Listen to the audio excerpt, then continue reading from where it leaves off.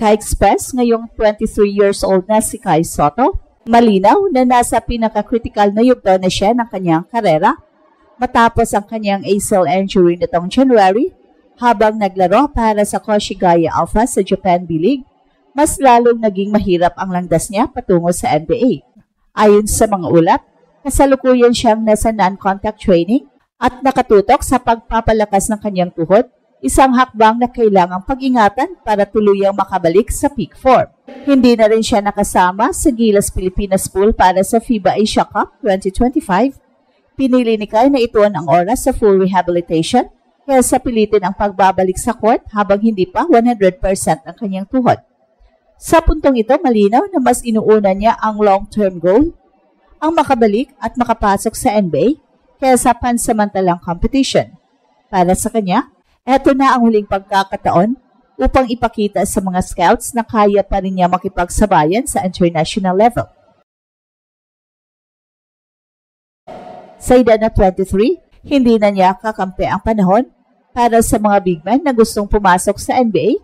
Karaniwan ay nasa 20 o 21 pa lang nagsisimula sa professional exposure. Kaya alam ni Kai na bawat buwan ng recovery ay mahalaga.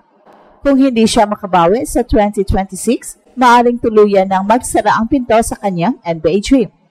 Kaya ngayon, doble ang kanyang pagsisikap, hindi lang para lumakas muli, kundi para patunayan na kaya niyang bumangon mula sa malaking injury. Ang plano ni Kai ay malinaw, palakasin ang kanyang tuhod, ibalik ang explosiveness at ipakita ang improved footwork at shooting range sa kanyang comeback season. Kapag maging maayos ang rehabilitasyon at performance niya sa 2026, maaari siyang makakuha ng NBA Summer League invite o two-way contract opportunity. Pero kapag hindi naging consistent ang resulta, maaaring mahirapan na siyang makabalik sa radar ng mga scouts. Sa ngayon, tahimik, pero matatag si Kai. Hindi na siya masyadong aktibo sa social media at mas nakatutok sa recovery at conditioning. Alam niya wala ng second chance sa puntong ito. Eto na ang now or never. Kaya habang pinapahinga niya ang kanyang katawan, pinapatibay din niya ang kanyang loob. Eto na ang laban ni Kai, laban sa oras, laban sa injury at laban sa mga pagdududa. Sa bawat araw ng rehab, may isang layunin lang siya, makabalik sa NBA court ng buong-buo. Mas matatag at mas handang ipaglaban ang pangarap ng bawat Pinoy. At sa edad na 23, malinaw na para kay Kai, eto na ang kanyang make or break moment bilang atleta. Matapos ang ilang taon ng pag-ikot sa Australia, Japan at sa international scene, muling naharap si Kai sa pinakamahirap na kalaban sa kanyang karera, oras at sariling katawan. Nitong January, nagkaroon si Kai ng ACL injury habang naglaro para sa kanyang team na Koshigaya Alpha sa Japan B-League, dahilan para tuluyang ihinto ang kanyang season. At ngayon habang patuloy siyang nag-recover, alam ni Kai na ang susunod na hakbang ay maaring magtakda ng direksyon ng kanyang buong karera.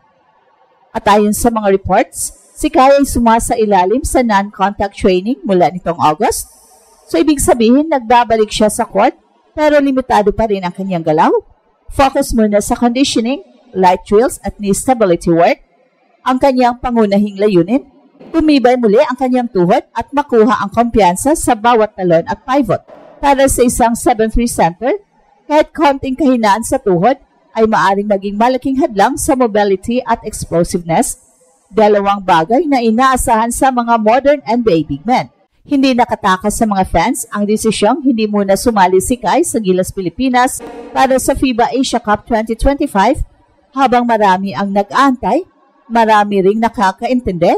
Dahil kung tutuusin, ito na ang kanyang pinakamatalinong desisyon ngayon.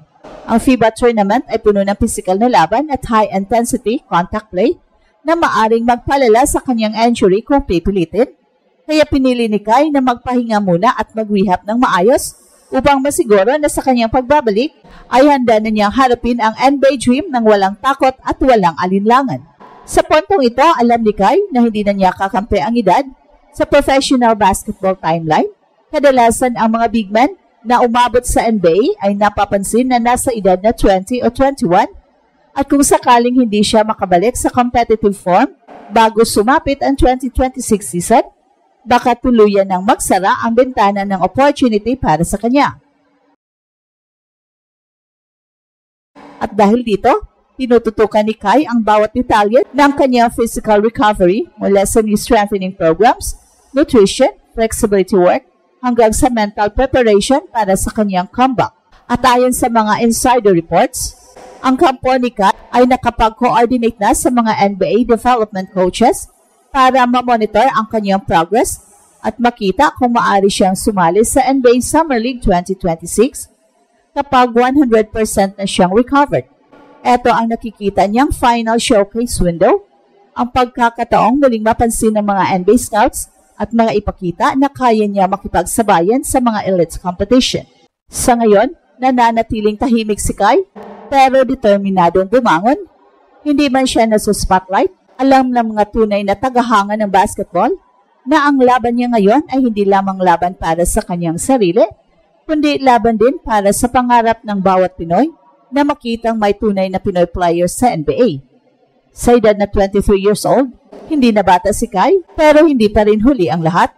Ang tanong, sapat ba ang isang taon para muling ipakita sa mundo na ang tunay na higante ng Pilipinas ay hindi sumusuko?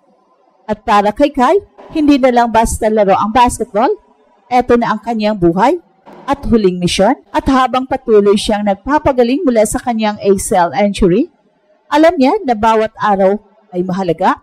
Ang kanyang disiplina ngayon ay mas matindi pa kaysa dati. Sa mga exclusive training sessions, nakikita siyang nagfo-focus sa balance, leg endurance at strength rebuilding. Wala ng pahinga pero hindi rin pwedeng magmadali dahil sa kanyang kalagayan ng kanyang tuhod. Kailangang dahan-dahan ang pagbabalik para hindi na maulit ang parehong pagkakamali. Well, sa totoo, ang ACL injury ay hindi basta-basta. Kadalas, umaabot sa 8 hanggang 12 months bago tuluyang makabalik sa full contact action ang isang atleta. Pero para kay Kai, hindi lang ito tungkol sa recovery, ito ay tungkol sa reinvention. At sa mundo ng NBA, kung saan mabilis at versatile ang mga big man tulad ni Victor Wembanyama at Chet Holmgren, kailangang makasabay si Kai hindi lang sa height, kundi sa agility, shooting range at basketball IQ. Alam niya na hindi sapat ang pagiging matangkad, kailangan niyang maging modern big man, may tira sa labas, may depensa sa switch, at may kumpiyansa sa ilalim ng ring. Ang laban ni Kai ngayon ay tahimik pero mabigat. Hindi siya kailangang sumigaw sa social media para mapansin. Ang tunay na sagot ay makikita sa susunod na taon kapag muling tumapak siya sa court at ipakita sa buong mundo na ang Filipino dream ay buhay pa rin at hindi pa tapos ang kwento ni Kai Sotto.